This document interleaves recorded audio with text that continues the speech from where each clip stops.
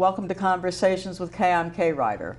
And every week I talk with Vermonters who are leaders in the fields of government, healthcare, education, the arts, and community life. Well, my guests are from the world of the arts, and it's a great pleasure to welcome back Syndi Zook, who's the executive director of the Lyric Theater and the producer of this fall show, and George Walker, who is the director of the fall show, The Who's Tommy. Yeah! Welcome.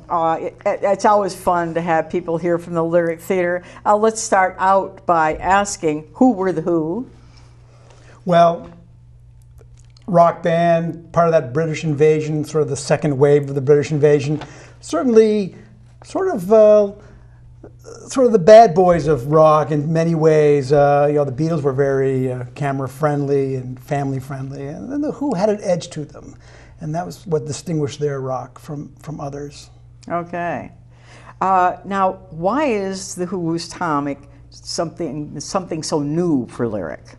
Well, I think one of the things that's really exciting for us is that it is wonderful special effects, really big special effects, and yet we're trying to ground this in its time. For example, we are going to have wonderful lighting special effects, but most of them will be done by spots, 11 spotlight operators, so that the feeling that you should get when you come into the theater is that you're coming in to see a concert. And we have 11 different positions for people. The sound is, of course, state of the art, but it's very acoustic. It sounds very analog, the sound. It doesn't sound like a canned sound. It's very present. So it should be a wonderful feeling. I don't want to quite say retro because it's a modern story, but it should be a wonderful feeling of presence in the space. Okay, true rock and roll. True rock and roll. True rock and roll. And how big is your orchestra? Eight amazing rock and roll players and a French horn.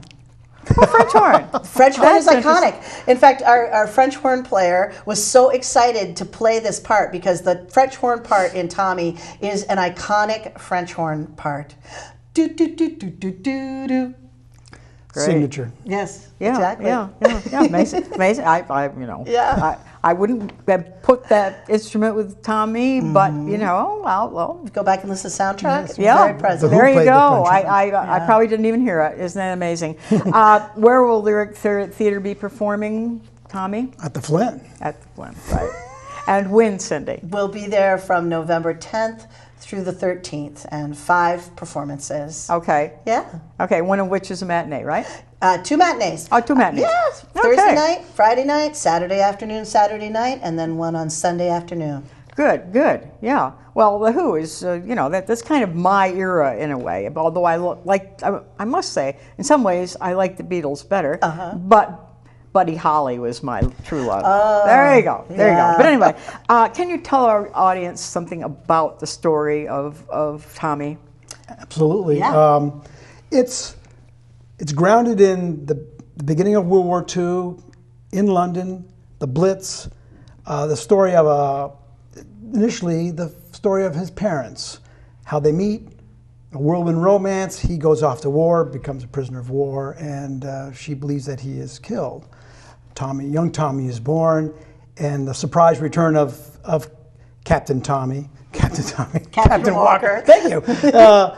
Sort of drives the plot from there, because all that spins its way out of control, resulting in Tommy's traumatization, which drives the show. It's his loss of speech, hearing, and being blind. It comes out of that initial confrontation between the new lover and the returning father. Okay. And that's the energy of the show. Okay. All right. Yeah. Well, now that must be quite a challenge to have somebody who has to act like he's blind, deaf, and mute. I mean, is it hard to find somebody? I think it's always a challenge to find the right somebody, but as we were talking earlier, Lyric is so blessed, this whole community is so blessed with so many incredibly talented people. We've had a great turnout for auditions, a lot of people who want to play the role of Tommy, and it is hard because the natural musical theater actor, the natural place for them to go is here, and Tommy is very internal, it's very intense, and so there is a lot of drama and action, but it has to come from inside. It's a really exciting piece. You know, I have to just go back a second on the story to talk about Pete Townsend wrote this when he was 24 years old. And a lot of those kids, the Beatles, the Rolling Stones, the Who, all of those kids were born during the war or just after the war. And so they were coming of age at a time when their country was incredibly traumatized. It really is a metaphor for the post-stress syndrome of England after this war. And here are these kids who were born, their parents and their grandparents are still trying to psychologically bring themselves out of World War II.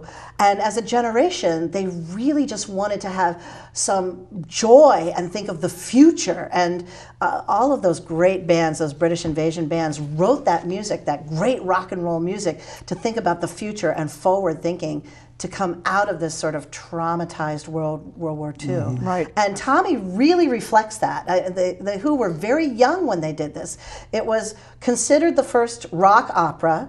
That we can talk about that another day for half an hour, but it was considered one of the first rock opera, and was taken very seriously. It was a very serious piece of music. It wasn't, I Want to Hold Your Hand, which is a great song. That's a great song. It's a great song. It's a great song, Kay. But it was a very serious piece of music with a story that really mirrored what was happening generationally for these kids. Half of my family, my father's side, were in England. And, people were, my aunt was bombed, my grandmother was hiding under the staircase. Right. I understand completely. We sent packages of food and chocolate for years. They were rationed after the war. Right. So I know exactly what you're talking about.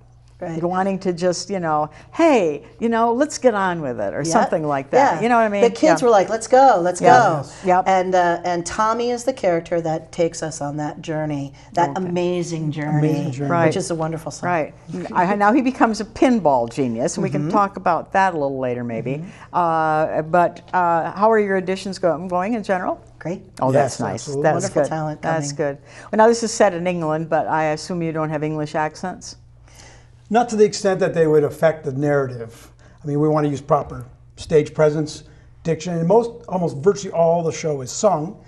So it lends itself to that sort of standard American interpretation of what an English accent is, but you don't want to push it to the point where it compromises comprehension. Okay, so that's the operatic touch. Everything is sung. Everything is sung. It's sung through. Yeah, that's interesting. Very, very good.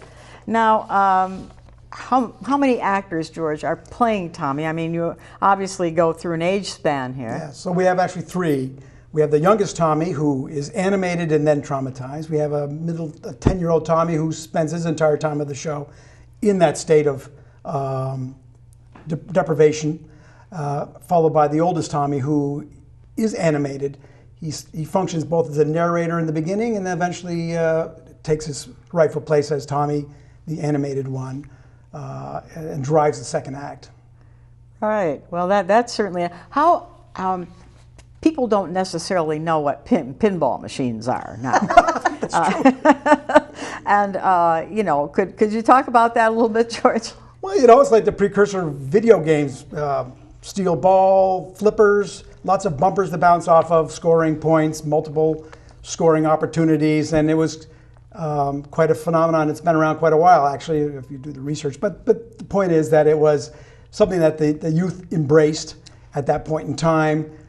We now think of people on their phones all the time. In this case, that was their form of distraction. Yeah, I wasn't too bad at a pinball machine, actually, to tell you the truth. It's something they would really do in the social hall when Tommy first discovers that he can play pinball. It's in the church social hall, and all the kids come around and are like, oh my gosh, he can play pinball. But pinball also is a wonderful metaphor for everything else that is happening. Again, when they wrote this, it all has a purpose. Pinball was chosen purposefully. Tommy is a pinball. He's being whacked from place to place to place to place to place to place until he can come into his own and run his own life. The story of Tommy is sort of a dissertation on fame, and Pete Townsend and Roger Daltrey and Keith Moon and Whistle, they were all young men who were beginning to experience this amazing amount of fame. And just like Tommy in the story starts pretty quietly in his own world and then gets bombarded with this amazing amount of fame, there's a price to be paid there. So this story is also examining that. It works on a lot of different levels. It's a very complex little story. You know, for an hour and a half rock musical, it touches on a lot of issues.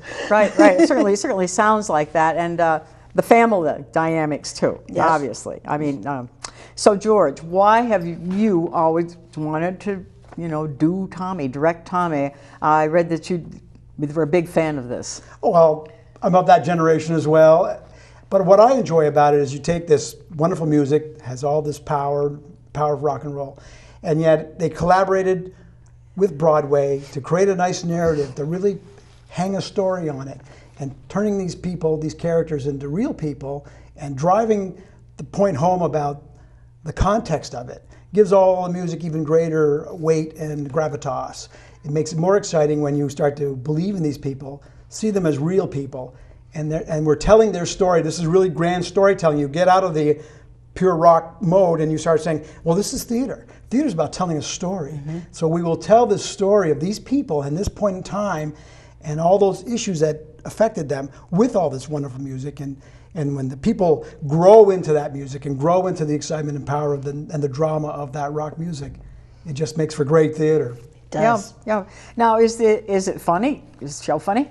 Yes, it not overtly. I mean, I'm typically a musical comedy kind of guy, and I kind of enjoy my theater in the lighthearted, lots of yucks vein. But people are funny, and life is funny, even when you're not trying to be. And so there are moments that are designed to have some humor in them, and then there's the sort of sly humor that comes out of life itself. Right. Yeah, it is a comedy, isn't it? Comedy of error, to go back. Yes. Yeah. Now, are there a lot of good tunes in Tommy? There's so many great songs. And, that's one of the things is a few people have said, Tommy, and I'm like, just go back and listen to the original Who album or the Broadway cast album, and everyone goes, oh, that song's from Tommy. So there's so many iconic songs that are part of our sort of American rock and roll experience. Yeah. And give us a little here. And, well, there's Pinball Wizard, which everyone knows. He's a pinball wizard, has to be a twist. A pinball wizard's got such a supple wrist. Yeah, it's great. Which is why we're looking for a cast. Are the wrists trying out? They're gonna. There's that great number called the Acid Queen number. I'm a gypsy, an acid queen, which is a very iconic number.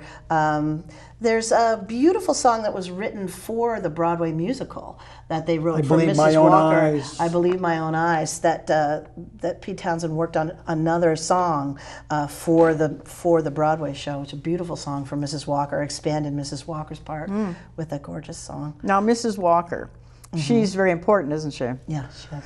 Yes, it's funny. You would think of Tommy, it's a name brand musical, isn't it all about Tommy? But it really is about that family that surrounds him. And Tommy, to a certain extent, is the mechanism by which we can tell all these other stories as well. So we all support each other. Those characters both support Tommy's story, but Tommy's the mechanism that gives us the ability to have insight into their lives. So in that respect, it's not a star vehicle. It really has wonderful roles for a lot of people. Everybody's very busy. Yeah, there's a lot going on. Yeah. An hour and a half, you have to cover 3 decades, and you have to cover a lot of dynamics in a family. That's quite a challenge. Yes, that's quite uncles a challenge. and cousins and jealous relatives and supportive relatives, and it's all there. Now, Cyndi, you have described the Who's Tommy as a show which is inspired, amazed, and puzzled audiences over the years. Why all three of those? Well, I think, like I'd mentioned before, it's deep, and it works on a lot of different layers. People can bring sort of their own experience to it, their own experiences that they've had in their lives. I know that at some point in our lives, especially when we're young, you do feel sort of trapped in your circumstance, like you cannot break out and be yourself.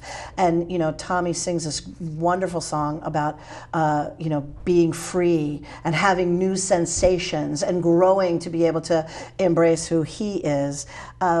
We can all bring that to the table, but it has amazed audiences just because of its incredible glitz and glamour. But it also can be a little puzzling because when you listen to the original album, you can really bring your own thoughts and feelings to that album, and they like George mentioned before, came back to the album 20 years later with the original writers, with Pete Townsend, and created this amazing narrative that really embraces so many more individuals at different points in their lives, at different points of their marriage, at different points in history. I mean, we go from 1940 to 1963.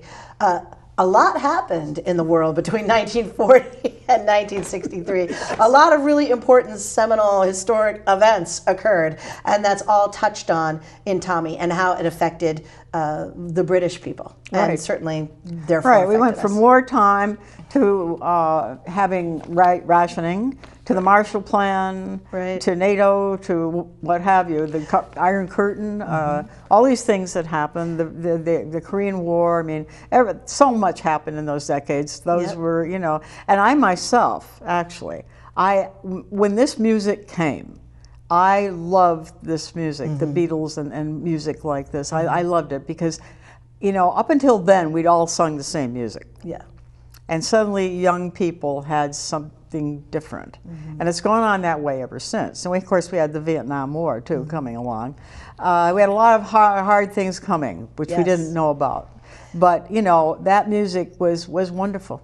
And I do need to take a moment to give a shout out to Suzanne Neller, who's designing the costumes for this show. And the costumes, again, go from 1940 to 1963. The costumes alone, we were flipping through her sketchbook the other day, and the costumes alone tell an incredible story of the evolution of style and rock and roll and taste and freedom. Women going from a little more buttoned up look to a very free look in their clothing, and fantastic wigs and hair. And so stylistically, this is going to be an absolutely gorgeous production to look at. So if that alone, everyone should come just to take a look at this thing. It's going to be drop dead gorgeous to look at. Do you have poodle skirts? Well, when you think about clothing as a way that the youth help to distinguish themselves from their parents and to create some independence. And the styles do go from the teddy boys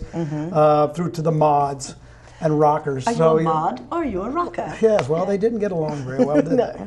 Right after World War II, we had the new look, which had long skirts, simply because they had the fabric. They could use it, again. But poodle skirts. I mentioned poodle skirts. You have to have poodle skirts. A little bit. They didn't quite have that so much as America did. It's not like the American graffiti grease look at all. This is very rooted in England, and they did not have quite that much tool, not quite that much spare stuff. But there is that fuller look that then later in the 60s becomes a more streamlined look for the ladies. And we had all these fantastic hairdos, that then got very sort of clipped and twiggy looking. It's amazing how you can look at a picture of your parents. Yeah. And the hairdo. The hairdo and the clothes. I mean, oh my God, were they out of it? Anyway, where would someone call? Where would someone call or go online to find out about the Who's, Tommy? Well, tickets are on sale now,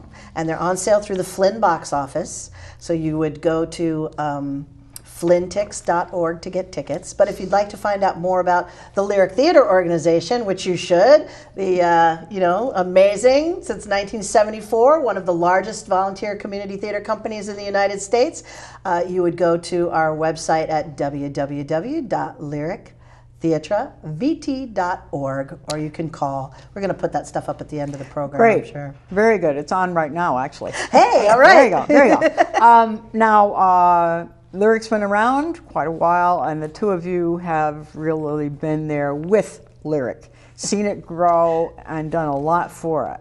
So, George, your first Lyric show was in 1978, and you have been awarded, I want to congratulate you, a lifetime membership in Lyric. I'm sure that you're very proud of that, and I'm sure Lyric is proud of you. And you have acted and you worked on set designs with people like Charlie Church and people like that, and you have a long history with the Lyric. What is so special about being a part of the Lyric Theater? Well, what I like about it is it requires many different kinds of disciplines and backgrounds. Theater is this big tent that covers a lot of people. So I didn't start out as a theater person per se. But I did enjoy singing. But I was more of a designer and a technical type person.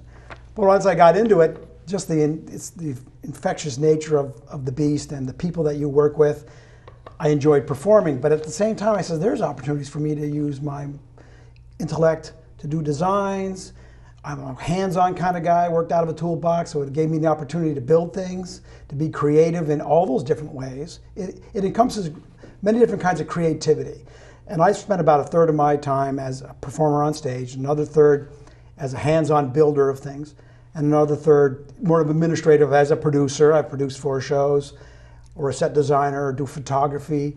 There's just so much, there's so many opportunities, and it's a great, I've called it the other team sport. You think about it, and it's a great team sport that requires many different types and kinds of people, and life is good when you hang out with lots of different kinds of people. Yeah. And you're not sort of just enclosed in your own little world that's all the same people thinking all the same things. It's better to rub up against a variety of people in your life. Right now, what shows have you directed? This is my first show as a true artistic director. True artistic director. I was a co-director for Guys and Dolls, and I've been a technical director of many shows, and a set designer for Fiddler on the Roof, and Pippin, and A Little Night Music. So it's great. I can't recommend it enough to people who may not think of themselves as theater people. Right. There's more to theater than just being a theater person. Sure. The backstage is huge. Yes. Compared to who's on stage. But I want to go back to what you said about being part of something in a group, and Tommy is all alone. Yes. Well, yes, he tends to be an isolated individual on stage, especially when in his narrative form. As the narrator, he's an observer of things going on and is sort of the animated voice of the younger Tommies who are unable to express themselves. And then eventually he comes into himself, and people are naturally drawn to him, perhaps because of his amazing story, and also part of the force of his personality is what draws all these other young people to him. Yeah. But he eventually learns. I don't want to give, but he eventually learns where true happiness lies. Isn't that the way it is with theater? Happy ending. Happy ending. Absolutely. Yeah. Right. Yeah. Well, Cyndi, now you've been a part of Lyric since 1980. Yep. Let's talk about you. Talk Me? about you. Yeah, you talk about you. You talk about you, will you? Well, like I said, I've been with Lyric for a really long time. I've done a lot of different things with the company. Like George, I really feel so lucky to be a part of Lyric because I've met so many wonderful people and people that I wouldn't have naturally met going along my many careers. Marvin, you and I started out together at the VNA. Right. Yeah, many different careers that I've had. Gotten a chance to meet so many different kinds of people and learned so much.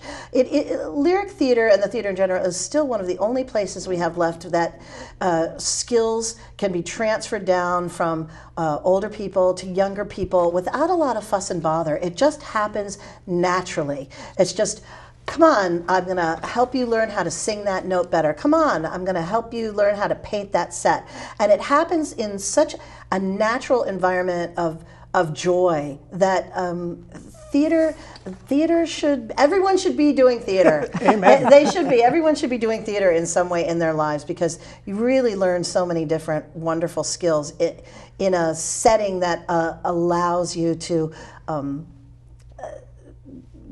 just enjoy it, and not feel like you are learning, you are succeeding, you are failing. It's like you're creating, which is such a wonderful way to learn things and get to know people. I've been executive director of Lyric since 2004. It's been a wonderful, wonderful job that I've enjoyed, helping to have the company grow. We've grown quite a bit in the 43 years that we've been in existence, beginning in 1974. Lyric Theater, of course, as everyone knows, bought the Flynn Theater back in 1980. Right. Yep. Bought the Flynn Theater, saved it from the wrecking ball, spun it off to its own nonprofit, Flynn Center for the Performing Arts. And that, of course, is a great story and a great legacy for us. But it's also been great to perform. And, like George, we do a lot backstage, but I think the things that we remember most are the fun times that we've had on stage. Absolutely. And George is my Mr. Bundles. Oh, yes. So George played my boyfriend. Oh! Yes, in Annie. Miss Hannigan, which I got a chance to do twice, has a boyfriend named Mr. Bundles. So. There we go. I have to say, George would never tell you this because he's a very humble person. And of course, we know that I am not so humble. But George has an amazing voice. And Lyric has been very lucky since the 70s to have George perform with us. No, it's true. Well, it's true. I like it that you love each other. Yeah, I think that's really great. Going on a little bit of a different tone here, talking, I can help you sing that note better. You lost Catherine Tampus. Oh, she was darling. a big part of Lyric for a long time. Yes, she was. Yep, and she helped a lot of people find notes, I'm sure. Yes. So Cyndi, she's sorely missed. I betcha. And so she enriched the life of Lyric. And now, how does Lyric enrich the artistic life of Burlington? Well, certainly the thing that we like to do is feel that we're giving the opportunity for people to really enjoy musical theater. Musical theater is truly thrived in America. I'm not going to say it's a wholly American art form like jazz, but it is a very American art form. And not that many people, certainly when we began in 1974, not that many people had a chance to see a big, fully fleshed out, all the bells and whistles Broadway show. And so we continue to want to bring that opportunity to the community here at a price that families can afford. We work very, very hard to keep the prices down so that people can really come and see a beautiful, big Broadway show. And we were the first community theater here in the North Country to do Hairspray. We were the first theater company to do Les Mis. So we try to do things as soon as possible so that people really get a chance to see them. Well, you're real trailblazers, that's for sure. Thanks. It's always a pleasure to talk with you. Thank you for coming. Good luck this fall, and thank you for joining us on Conversations with Kay. Go see Tommy.